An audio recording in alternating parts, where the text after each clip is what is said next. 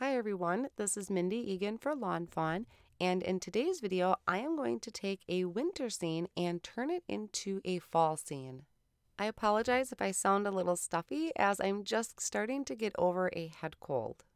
The stamp sets that I'll be using today for my card are You Autumn Know, the Winter Window Scene, and Scripty Autumn Sentiments. I really liked this little scene with the birch trees in the background, and I know it was kind of designed with winter in mind, but I thought with just by changing up some colors we could turn this into an autumn scene. I have all of the images stamped out on 80-pound white cardstock in the Lawn Fawn jet black ink, and I'm coloring everything with my Copic markers. For the mice, I am using E35, E55, E31, and E30.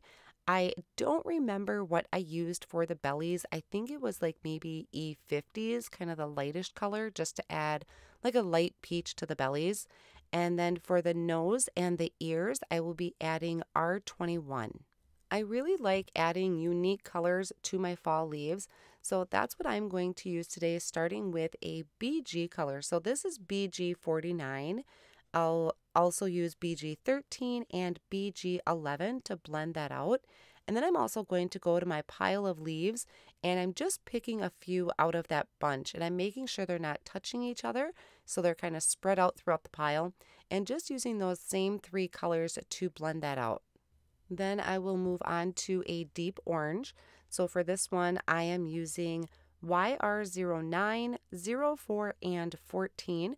Once again, just picking a couple leaves out of the pile and making sure they're not touching each other so they're spread out.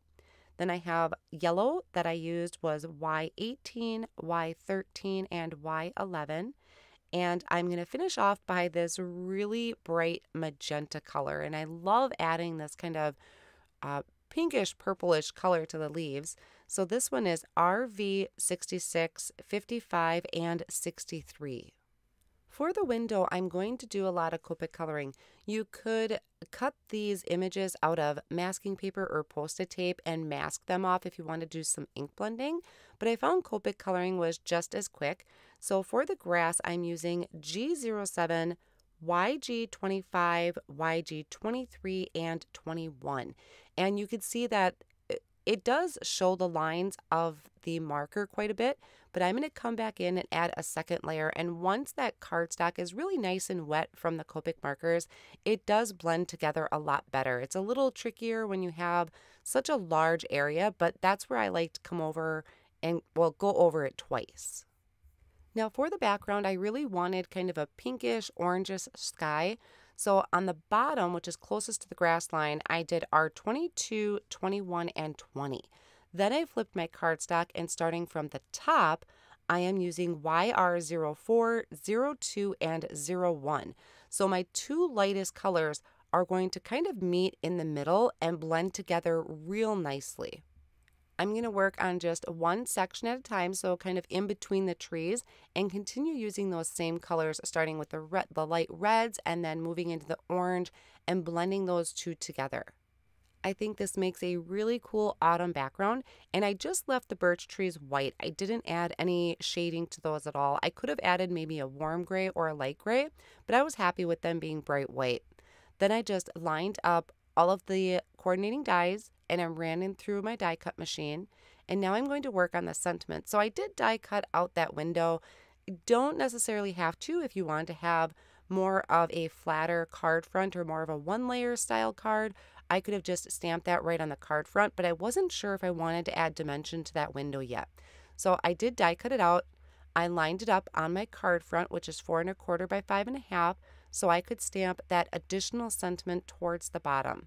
Now I did stamp out one of these little speech bubbles, and I'm stamping in the thank you, just using an acrylic block because it was a lot easier to manage that small stamp set. For the thanks sentiment that I had stamped and die cut out, I also die cut out that thanks from just plain white cardstock. I die cut it out twice and layered it together with some liquid glue, and then I can bring in the stamped one that I die cut out. That's going to add just a little bit dimension to my sentiment, and it's a lot easier to do it this way than it is to try and trim down foam squares and add that to the back of those skinny areas. So now I can just take my tape runner, I'm adding tape to the back of my window. Now in the stamp set for this winter scene window, there is a couch and there are some curtains, I think, somewhere too that go with this. And I thought about doing that. We're setting this scene where we're looking out to the window, but I really liked the simplicity of the design of just having that window there and then adding my cute little critters.